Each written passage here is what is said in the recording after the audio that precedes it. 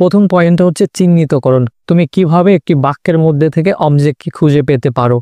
ভার্বকে what বা হুম দ্বারা প্রশ্ন করলে যে উত্তর পাওয়া যায় তাই হচ্ছে অবজেক্ট। অর্থাৎ হোয়াট বা হুম দ্বারা তোমাকে প্রশ্ন করতে হবে। চলো উদাহরণ দেখি। আই লাইক বেলা। ধরো আমি কি দ্বারা প্রশ্ন করলাম, কি লাইক করি, বেলা লাইক করি। শুনতে কিন্তু অড লাগছে। আমি যদি বলি কাকে লাইক করি, হুম দ্বারা প্রশ্ন করি, ধরো কাকে লাইক করি, বেলাকে লাইক করি, তাহলে কিন্তু শুনতে কিন্তু ঠিক লাগছে, শ্রুতিমধুর লাগছে। অর্থাৎ কাকে দ্বারা প্রশ্ন করলে ব্যক্তিবাচক অবজেক্ট পাওয়া যায়। এই বেলা হচ্ছে ব্যক্তি, তাই না? তাহলে আমরা লিখতে পারি তোমার হুম দ্বারা প্রশ্ন করলে ব্যক্তিবাচক অবজেক্ট পাওয়া যায়। ওকে, এটা একটা বিষয়। সেকেন্ড উদাহরণটা দেখো, আই লাইক স্ট্রবেরি।